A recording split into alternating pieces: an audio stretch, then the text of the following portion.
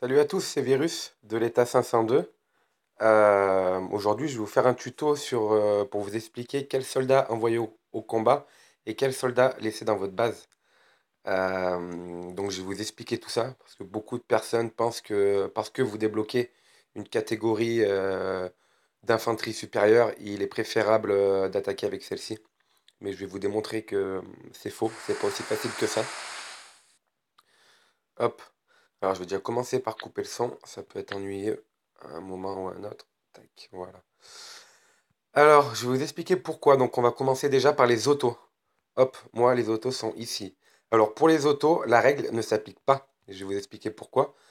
On va commencer au niveau 1. Quand vous débloquerez le niveau 2, euh, le niveau 2 aura une meilleure attaque, une meilleure défense, de meilleurs PV que le niveau 1. Le niveau 3 sera meilleur que le niveau 2. Le niveau 4 sera meilleur que le niveau 3. Le niveau 5 sera meilleur que le niveau 4. Et ça, ainsi de suite, jusqu'au dernier niveau. Donc, dans ce cas-là, la règle ne s'applique pas. Posez-vous pas la question. À chaque fois que vous débloquez un niveau supérieur d'infanterie, vous pouvez attaquer avec celle-ci. Il n'y a pas de problème de ce côté-là. Ensuite, en dessous des caractéristiques, comme on peut voir, attaque, défense, PV, vitesse, vous avez des petits symboles. Ces petits symboles représentent les compétences. Vous voyez, ça change suivant le type de véhicule. En cliquant dessus, on peut s'apercevoir que c'est pas très important, c'est juste tout ce qui concerne si vous attaquez avec ce véhicule à la récolte ou s'il peut transporter plus de charges lors de la récolte. Donc c'est pas vraiment très très important. Pour les véhicules, contentez-vous juste d'envoyer à l'attaque le niveau supérieur quand vous le débloquez. Donc dans ce cas-là, pour les autos, c'est facile. Nouveau niveau, nouvelle infanterie pour attaquer. Donc de ce côté-là, il n'y a pas de problème. Ensuite, ça va être un petit peu plus compliqué. On va voir pour les infanteries, la caserne d'infanterie.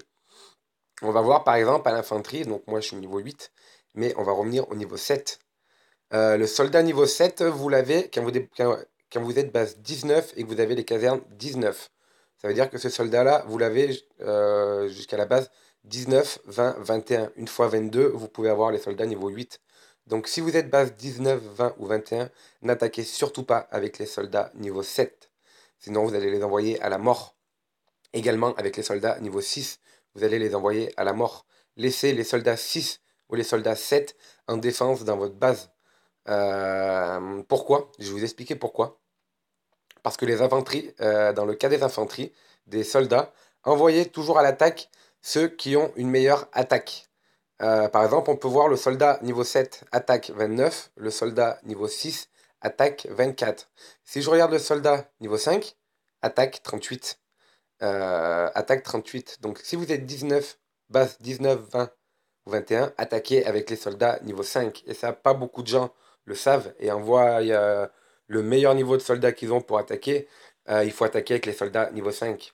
Pourquoi? Parce que si on regarde déjà qu'il a une attaque plus forte, et si on regarde en dessous les caractéristiques qu'il a, on peut voir niveau 1, perçage, armure. Les armes en alliage tranchent, peuvent casser et couper l'armure des cavaleries et causer de dégâts aux cavaleries. Le niveau 2, muscles améliorés, injecter des stimuleurs musculaires améliore les stéroïdes et augmente considérablement la puissance d'attaque. Et petit 3, on peut voir, chance de livrer un coup violent, inflige d'énormes dégâts. Donc il a des caractéristiques qui sont faites pour l'attaque. Si on regarde le niveau 6 et le niveau 7, il a les mêmes caractéristiques, comme vous pouvez voir, mais pas les mêmes que le niveau 5. Regardez bien, le niveau 5 a perçage d'armure, muscles améliorés et coup fort. Si on regarde le niveau 6, il a bouclier, armure et renforçateur. Le niveau 7 également. Si on regarde ce qu'ils disent, bouclier dur qui peut dévier les balles, ce qui réduit les dégâts causés par les tireurs. Armure, équipé d'une armure de haute résistance en améliorant grandement la défense. Et le 3, renforcement injecté avec activateur cellulaire augmente considérablement le PV. Donc voilà, donc tous les soldats, peu importe le niveau, tous les soldats qui ont bouclier, armure et renforçateur, ce sont des soldats que vous allez garder dans votre défense. On peut voir que le soldat niveau 8 a perçage d'armure, muscles améliorés et coup fort. Il a les mêmes caractéristiques que le niveau 5. Perçage d'armure, muscles améliorés et coup fort. Voilà, donc le niveau 8, il est pour attaquer. Si on regarde le niveau 9, on peut voir qu'il a les mêmes caractéristiques que le niveau 8, il a même encore une plus grosse attaque que le niveau 8. Donc on sait que le niveau 9, c'est pour attaquer. Par contre, si on regarde le niveau 10, on va voir que son attaque descend à 49 et on retrouve le bouclier, l'armure et le renforçateur qui sont les mêmes caractéristiques que le soldat 7 et le soldat 6. Un autre exemple, euh, le soldat 4 attaque 15, on retrouve le bouclier, l'armure et le renforçateur. Donc ce sera un soldat qu'on laissera dans notre base pour défendre. Si on va voir le soldat 3, on voit attaque 22, perçage d'armure, muscle amélioré, coup fort. Donc même dans ce cas-là, il est préférable d'attaquer avec le soldat niveau 3 et de laisser le soldat niveau 4 dans votre base. N'attaquez surtout pas avec les soldats qui ont les compétences bouclier, armure et renforçateur. Laissez-les en défense dans votre base. Envoyez à l'attaque les soldats qui ont les caractéristiques comme le soldat 8, le soldat 5 ou le soldat 9, qui ont perçage d'armure, muscle amélioré et coup fort. Très très important. Sinon vos soldats vont mourir et vous allez perdre énormément de puissance et de soldats. Alors ensuite, pour les snipers c'est encore différent. Alors pour les snipers, les soldats qui ont une meilleure attaque sont faits pour la défense. Et les soldats qui ont une attaque plus faible sont faits pour l'attaque. Je vais vous expliquer pourquoi. Parce que quand un sniper est dans votre base et qu'on vous attaque, il est protégé par les fortifications de la muraille. Ce qui fait que son attaque sera plus efficace, parce qu'il peut se mettre à couvert derrière les murailles de votre base.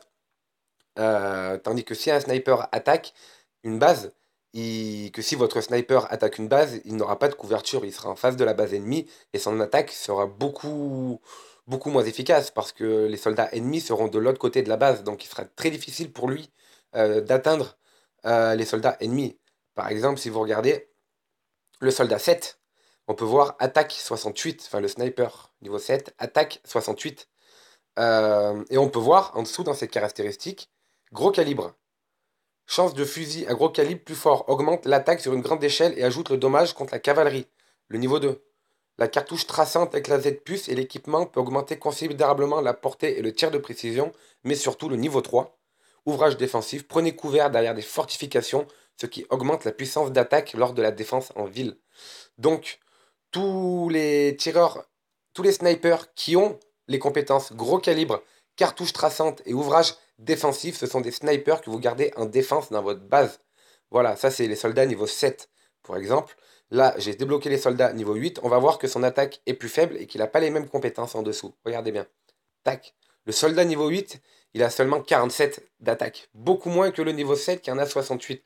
Mais en lisant en dessous les compétences, on va pouvoir lire que le nouvel équipement peut remplir automatiquement des balles. Vous avez de bonnes chances d'attaquer continuellement 3 fois de suite. Ce qui est plus qu'intéressant. Ensuite, on peut voir balle en alliage. La nouvelle balle en alliage est forte. Elle inflige des dégâts plus sévères contre l'ennemi et ajoute le dommage contre la cavalerie. Le niveau 3, cartouche explosif. Les balles peuvent s'exploser après avoir heurté l'ennemi, causant de lourds dégâts supplémentaires. Donc, il a une attaque plus faible, mais il a les compétences qui sont faites pour l'attaque. Donc, envoyez les snipers à l'attaque qui ont les compétences autochargeuse, balle en alliage, cartouche explosif. Comme le niveau 9. Par exemple, le niveau 9, non, il faut le laisser en défense dans votre base. Laissez-le en défense dans votre base, parce qu'il a les compétences gros calibre, ouvrage défensif. Le niveau 10, auto-chargeur, balle en alliage, cartouche explosif, envoyez-le à l'attaque. Faites bien attention à ça pour les snipers. On peut même voir, regarder le niveau 5. Niveau 5, niveau 4, niveau 3. Non, c'était tout, voilà. Donc, les snipers, ceux qui ont une plus grosse attaque, c'est normal parce qu'ils sont. Les défenseurs ont une plus grosse attaque parce qu'ils sont protégés à l'intérieur de votre base par les fortifications, donc leur attaque est beaucoup plus efficace. Donc, envoyez les snipers à l'attaque, les snipers qui ont la compétence autochargeur, balle en alliage et cartouche explosif. Et laissez en défense dans votre base les snipers qui ont gros calibre, cartouche traçante et ouvrage défensif. Beaucoup de gens ne savent pas pour les snipers parce que c'est vrai que quand on peut voir que le sniper niveau 7 a une attaque 68 et le niveau 8 a une attaque 47, on pourrait se poser des questions et on serait tenté à envoyer au combat le sniper niveau 7. Mais ça serait une grave erreur parce que vous allez perdre beaucoup de snipers. Il a une meilleure attaque, mais il n'a pas du tout les compétences pour attaquer, comme on peut voir en dessous. Donc soyez bien vigilants à ça. Et enfin, pour finir, les zombies. Les zombies, c'est le même principe. Tous les zombies qui ont les compétences venin, épidémie et frénésie, comme le niveau 7, Le niveau 6, le niveau 4, ce sont des soldats que vous envoyez à l'attaque. Donc je répète, tous les zombies qui ont les compétences venin, épidémie, frénésie, ce sont des zombies que vous envoyez à l'attaque. Et tous les zombies qui ont les compétences, comme le niveau 8 par exemple, armure biochimique, démembrement et bélier, ce sont des soldats que vous laissez en défense dans votre base. Comme le soldat, comme le zombie par exemple 8, le zombie 5 et le zombie 3. Il est préférable d'attaquer avec le zombie niveau 4, car il a toutes les caractéristiques venin, crache le venin capable de causer de terribles dégâts à grande échelle, épidémie, chasser le gaz toxique d'épidémie dans la bataille, affaiblit l'attaque et la défense de l'ennemi et ajoute le dommage contre le tireur, et frénésie, les zombies frénétiques plantent à travers les obstacles sur le champ de bataille et attaquent les unités d'ennemis au hasard. Donc il est préférable d'attaquer avec le zombie niveau 4 et de laisser le zombie niveau 5 en défense. Donc voilà pour les zombies. Les zombies qui ont armure biochimique, démembrement et bélier, vous les laissez en défense dans votre base. Mais les zombies qui ont venin, épidémie et frénésie, c'est les zombies que vous allez envoyer à l'attaque. Faites bien attention aussi, si vous n'envoyez pas les bons zombies à l'attaque, vous allez perdre beaucoup de zombies. Et si vous laissez les bons zombies en défense dans votre base, ça va également être un massacre. Vous allez perdre beaucoup de soldats. Donc soyez bien vigilant à